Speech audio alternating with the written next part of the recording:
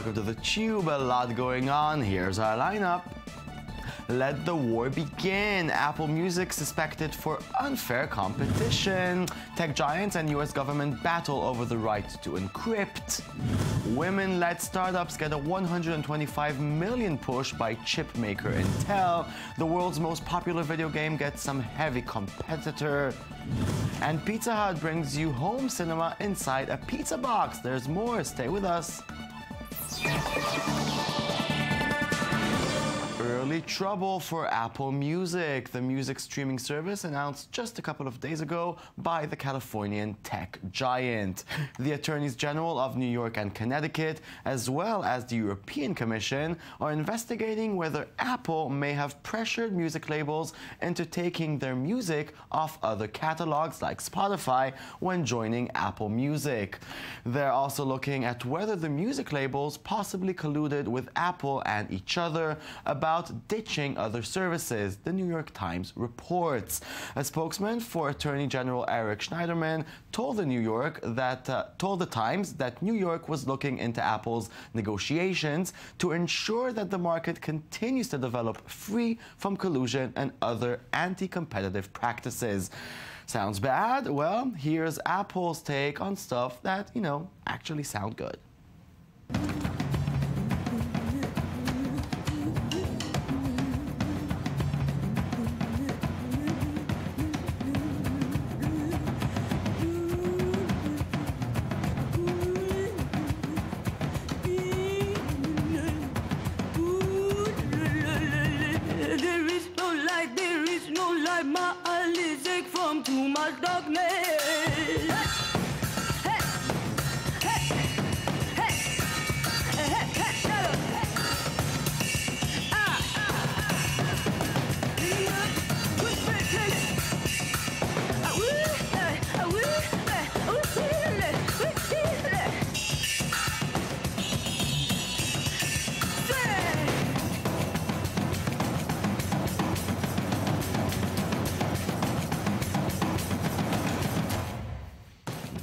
The evolution of sound, beautiful video, Apple. Good luck, be fair.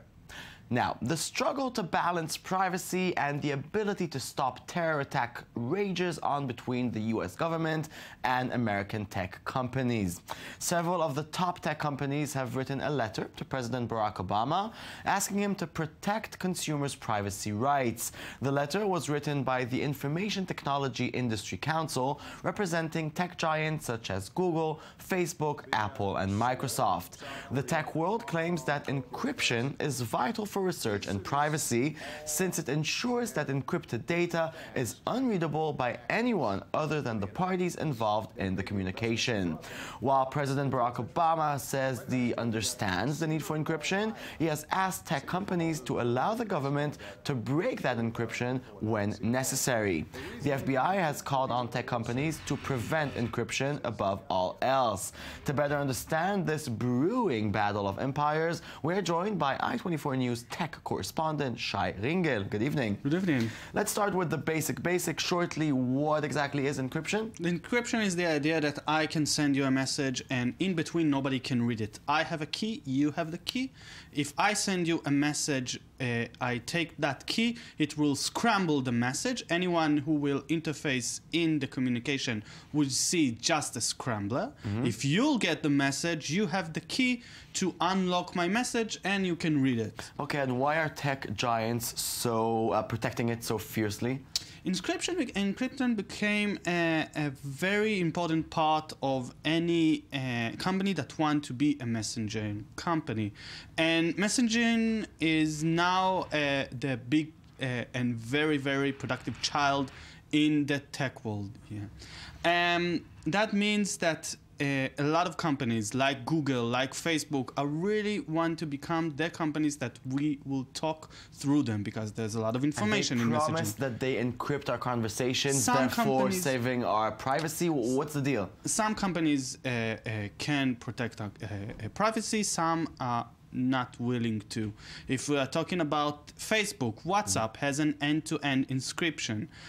Google does not. End-to-end means that from my end and from your end, there's a complete encryption. The company itself cannot see the message. Only me and you can see the message. Okay.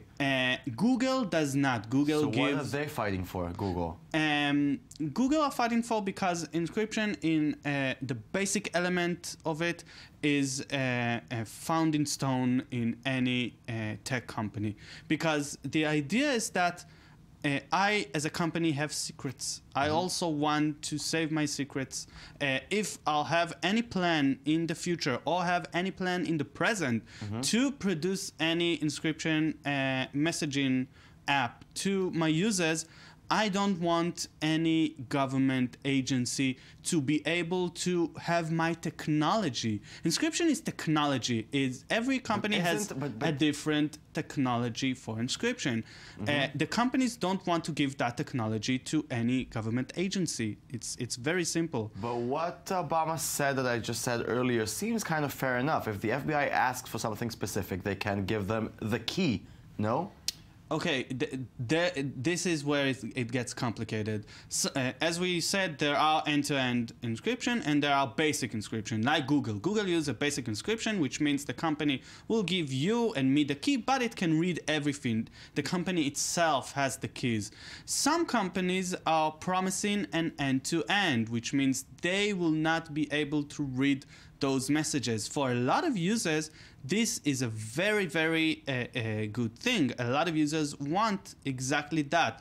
This is why Telegram has become popular. Telegram is an app that can give you an end-to-end encryption. But just for me to understand, okay, we're talking about the encryption that Google and Facebook are doing, but encryption in general, the tech companies can't really control it. I mean, it's something that is there and they don't even have an ability to actually stop it. Yes, if I as a user wants to use Google and an encryption, I can use my own set of tools on top of those tools. And Obama doesn't want you to be legally able to do that? Yeah, encryption is going to be the big war of a lot of government agencies, not just in the US, but a lot of we see a lot of governments all around the world, like Australia, trying to put it out of the law, which means that if I'll use an encryption, I'll be suspected as doing something. Not just suspected, I will be violating the law. In Australia, there is a law proposal that says that if I use encryption,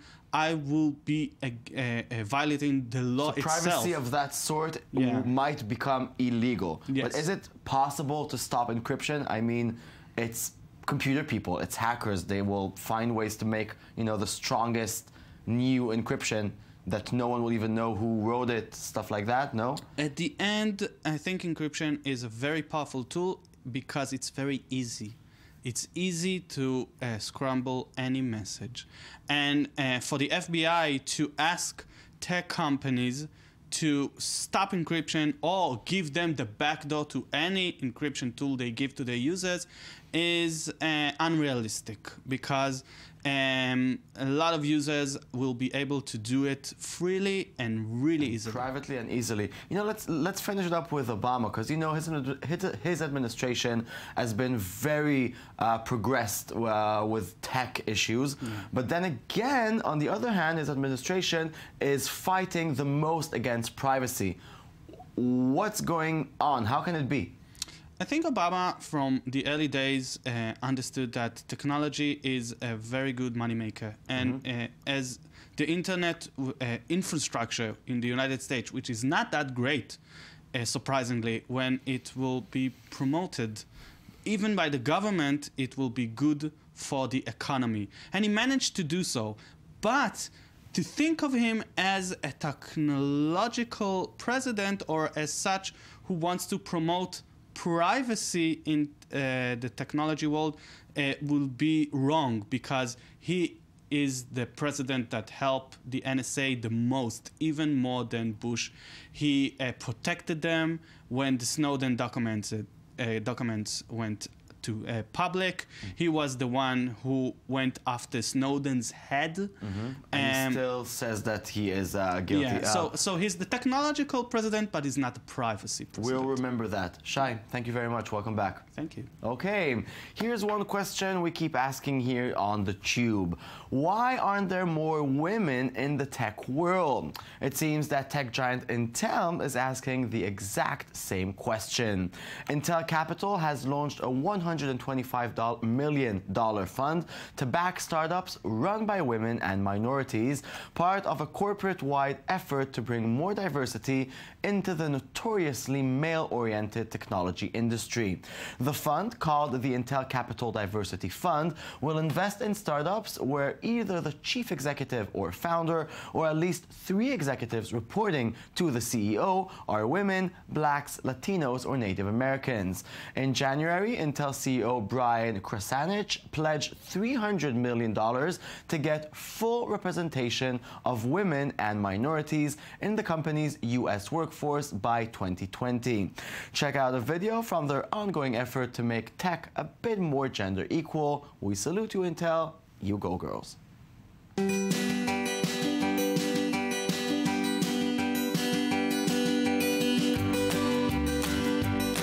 Movement has really taken off in the last few years, and what it's about is enabling people to create anything they can imagine. We've partnered with the Tech Shop and with Intel to develop a Young Makers program for middle school girls. The girls have created inventions that they've designed from the beginning to the end, and they're learning to use technology as a tool to build them. Unicorn mug, you guys are on laser cutter. They're 3D printing, they're programming with Intel Galileos, they're working with LEDs to create rainbows. Kids have endless ideas, and the maker movement allows them to really pursue those ideas. So we're making a dancing trash can. When you throw your trash in the trash can, the top goes down and then it starts dancing. The beauty of having projects like this that are fun and whimsical is that the girls can get passionate about these projects and almost as a side thing actually learn how to do all this heavy engineering, heavy math work. Super cool. Indie game sensation Minecraft, the block building game, has found a huge success, becoming one of the most popular games in the world, especially with kids.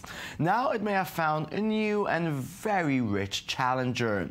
Warner Brothers Interactive has released the new video game Lego Worlds. The new world-building game allows users to build and create whatever they want out of, you guessed it, virtual Lego bricks. The game was launched last week from Steam's early access. The users have praised it for providing an experience that anyone can enjoy. Among its features, LEGO Worlds boasts sets from popular franchises like The Simpsons, Doctor Who, and Back to the Future. Let the building wars, let them begin. Pizza Hut thinks it can do more than just bring food to your front door and create viral videos about selfie sticks. It wants to deliver your entertainment for the evening too. At least that's the case in Hong Kong, where the pizza chain is delivering some pizzas in specially designed boxes that convert into, wait for it, movie video projectors. The advertising stunt uses boxes with a perforated pop-out hole in the side of the box, a very unique pizza table that serves as the projector's lens. Slip the plastic lens into the hole and then use the pizza table's legs to prop up your smartphone inside the box. Now, if that came with a good pizza, it would be great.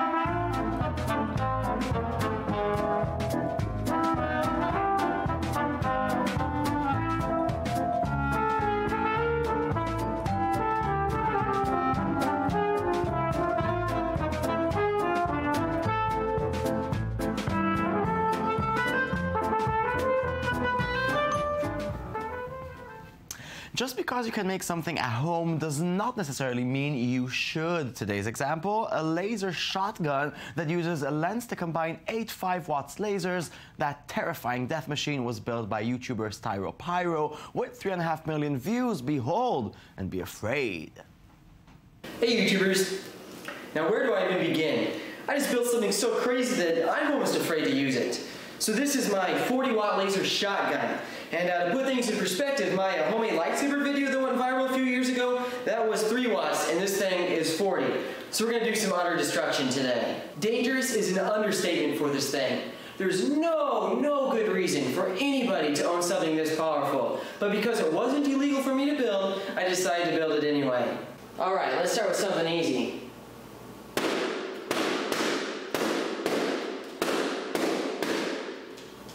Here's some paper with a close range lens. OMG. Yeah, good luck, world. That's it, show's over. Thank you very much for watching. We'll be back tomorrow with a brand new show, i24news.tv, that's us online. And always remember, offer me something I cannot find in myself. Goodbye.